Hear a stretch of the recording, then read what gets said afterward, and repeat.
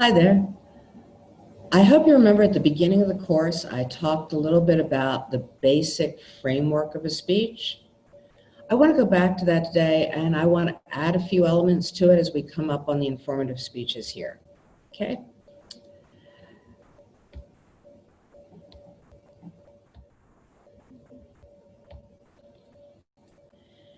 Framework plus. We're going to talk a little bit about adding some stuff to your, we're going to talk about a pre-introduction, adding a couple of elements to your introduction, and we're going to talk about transitions, which we haven't touched on before, and we'll take one more look at conclusions. Pre-introductions. These aren't always necessary, but it's a helpful trick if you're in front of a crowd that's not paying attention to you. Maybe you've walked on stage, you're standing behind the lectern, and they're all on their phones, or they're talking to each other, or they're digging through their purses, or whatever they're doing. But they're not paying attention to you. What you do at this point is called a pre-introduction. You talk to them, but you don't want to start your speech because you don't want them to lose the opening of your speech, which I hope is very good. So you talk to them about other stuff. Come out in front of the lectern, lean on the lectern a little bit, and ask them about the weather. Ask them about traffic. Ask them about their experiences with your topic.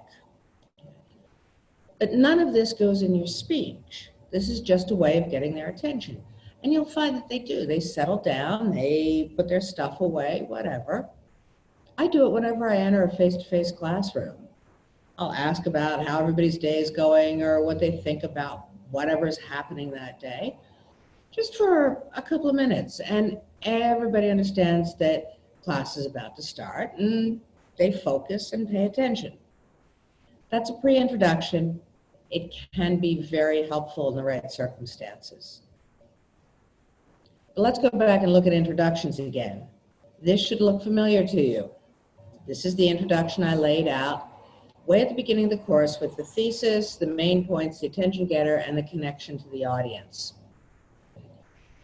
I'm going to add two things to this. And again, it doesn't have to be in this order, but two more elements. One is your credibility. This is really important. You have to tell us how you came to know what you know about this subject, what gives you the right to speak to us about it. And the amount of credibility is entirely dependent on who your audience is. In this class, I asked you to pick a topic you already knew something about. If you did that, tell us how you came to know it. That's all. Just explain to us how you came to know it. I did this as a research project last semester. It's been a hobby of mine for 6 years. My family does this every vacation. I don't know. But tell us how you came to know it. Without that, your audience has no reason to listen to you on this topic. If I stood up here and talked to you a little bit about urban farming, for instance, I would hope, based on what you know about me, which isn't much, but based on what you know, that you wouldn't pay any attention to anything I had to say about urban farming. But what if I stood in front of you and I said, I'd like to talk to you a little bit today about urban farming. Back in 2008, I was involved in a project called the South Central Farm. It was a plot of land in Los Angeles, 43 acres, that the city had given to a group of local farmers in order to grow food for their families. And it was feeding about 350 families until the city decided to take it back. And I was involved in the response to that. We took over the farm. We sent the farmers back to their homes because really they were mostly undocumented and couldn't stand up to a legal fight. So we occupied the farm for 60-some days. We got international attention for it, had all kinds of celebrities come through the farm and endorse the farm, but at the end of the day, if you know the history, the city ended up taking the farm back to turn it into a warehouse. So today my topic is the politics of urban farms. I thought it was a bit of a long contextual explanation, but if it's true that I was part of that response to the city wanting to take the farm back, then maybe you want to listen to what I have to say. Maybe I do know something about urban farming, or at least the politics of urban farming. It's that bit of credibility that makes your audience not just trust you, but interested. I find students are very shy of putting their credibility in here, and I don't know why. In this class, if you know something about something, you probably know more than anybody else in the class about it. Now, I said that this is relative to your audience, and it is. If you want to talk about, I don't know, mitochondria.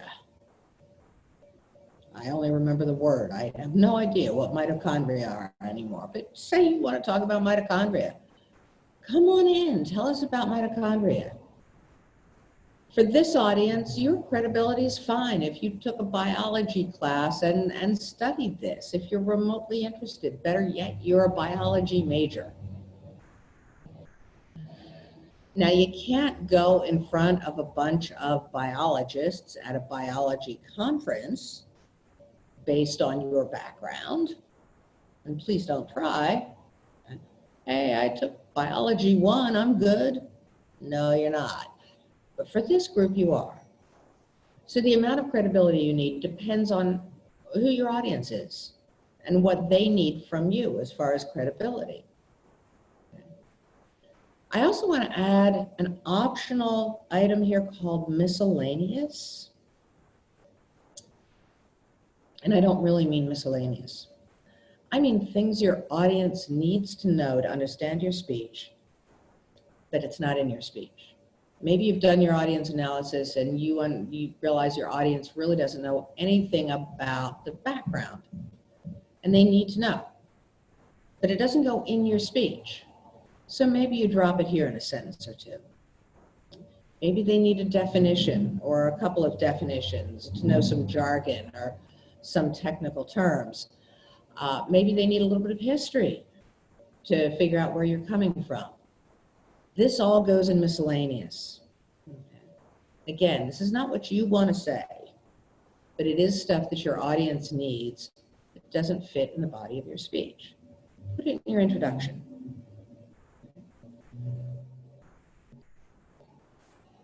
Now, moving on, we've talked about the body and the main points in the body. I want to add to that support for your main points.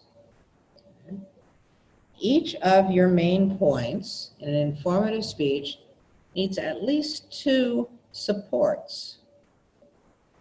And for me, I'm asking for 2 different types of support. Don't copy this down word for word. This is an example. You don't have to say, quote, fact example. And for point 2, it doesn't have to be argument example. Point 3 doesn't have to be statistic, illustration, audio, visual aid. All I'm trying to point out here is that you need to mix up your types of support, but you do need 2 for each of your main points. Now, types of support. You've got 8 of them here, and there are more relevant jokes. Let's see, what is it on this list? I have statistics, I have examples, I have facts, quotes, movies and videos, artwork.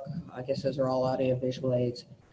If you're curious, You probably have an English handbook somewhere, and it probably lists a couple dozen of these for you. Go check it out. But each of these are different types. The reason you want to do different types is because if you put two of the same type back to back, they kind of blend each other out. But if you use two different types, they come out, they make each other pop.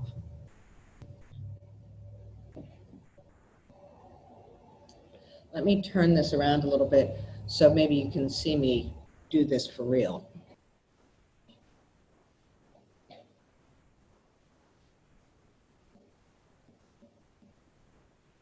Hi, I want to talk to you a little bit today about how homeless people survive. Thank God I've never been homeless. So I went out and I talked to some homeless folks, and they told me their stories.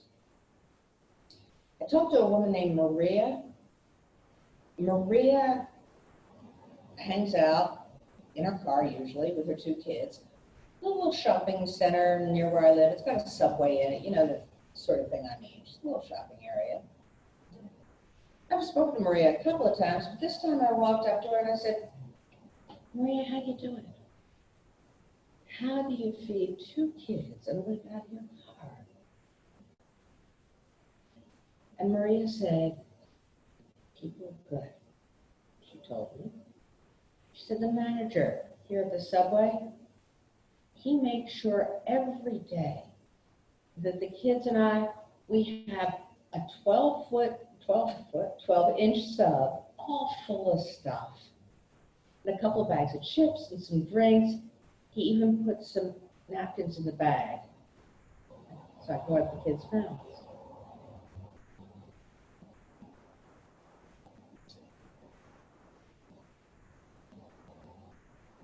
In Los Angeles County, where I live,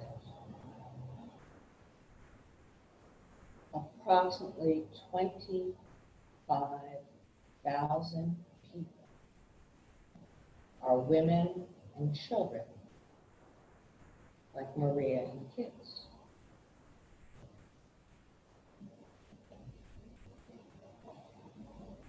Okay, so maybe you see there how two stories, they're both good stories, I suppose, but back to back like that, they don't really grab you. A story and a statistic, on the other hand, those will get your attention and you'll remember both of them. Okay, let me come back here for a minute and go back to these slides.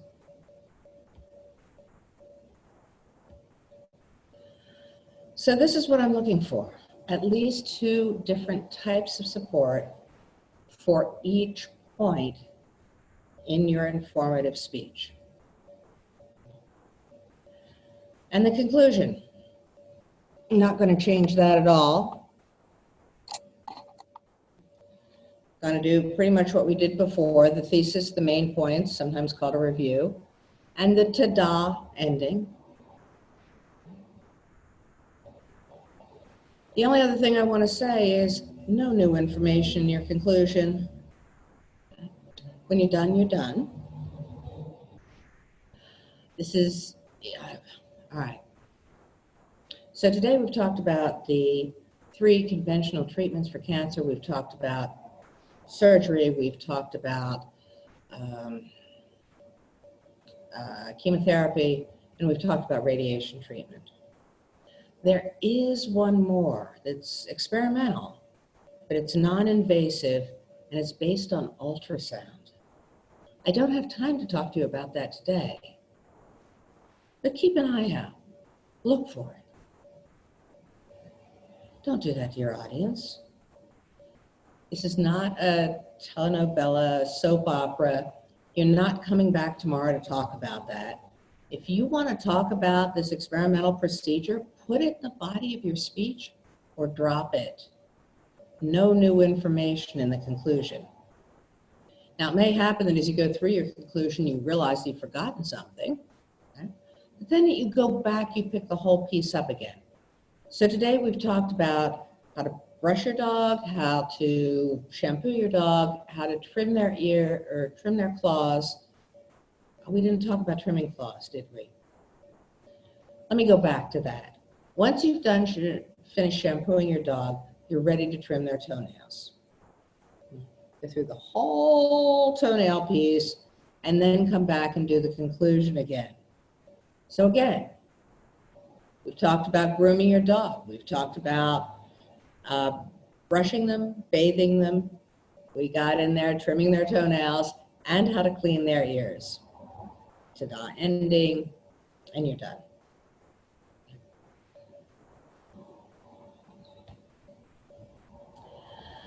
Okay, and here we're going to add transitions.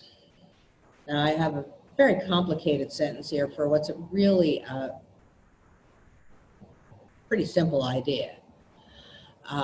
For major transitions, you need a complete sentence that only connects the upcoming point to the topic or to the previous point. And that's all it does. If you look on the diagram there, what it shows is that third point is tied back to the topic, or the second point is tied to the first. How does this work out? Now that you've finished brushing your dog, you're ready to give them a bath. Period. It connects my first point, brushing a dog, to the point coming up, giving them a bath. It doesn't say anything about giving them a bath or how to do it. But this helps keep your audience clear on where you are on those main points. Please remember, and I've said this I think before, in an English class, you can go back and read stuff that you've missed. You have paragraph indentations that signal a new thought. Your speaking audience can only hear you once. So they've got to be clear from the beginning, okay, and all the way through the end about where you are. And this is why you put these transitions in here. It's going to sound hugely repetitive because you're going to put your main points in your introduction, you're going to repeat them here as transitions, and you're going to bring them back as a conclusion. But if your audience doesn't get your main points, they have missed the whole point of your speech. So make this outline very clear for them. Another example, my third point. Another critical part of grooming your dog is trimming their toenails. Period. What's coming up? Trimming your toenails. Tied back to the topic, grooming your dog. If you have a tough time remembering these, and I do from time to time, put a little carrot in your notes and put, I don't know, trimming, arrow, part of grooming. You don't even need to write out the sentence, but just something to remind yourself to get these in. I will be looking for these in your speeches. There is a question about transitions, so make sure you take care of these. And minor transitions. These are, as it says, a word or phrase that connects a subpoint to the previous point. In this case, it's just a word or a phrase. Maybe just, okay. We're about to brush your dog. First, you need to get the equipment together. You need a long-tined brush to get deep in their coat. You need a short-haired brush. I don't know what you need. But you list the equipment. Second, make sure you're on a towel or someplace where the excess hair can fall that isn't all over your living room. And third, start brushing your dog from the front to the back the way the coat lies. Never go against the coat. What? I don't know anything about grooming dogs. But first, second, and third are just little words that are minor transitions. They tell you the relationship of the first thing to the second thing, and that the second thing is not the third thing. It can also be words like, once you're done with that, finally.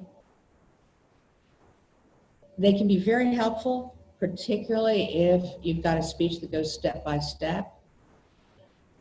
But they can also show relationships among things that may not be clear. Not required, but if it is useful for your speech, sure, put them in. Help people out.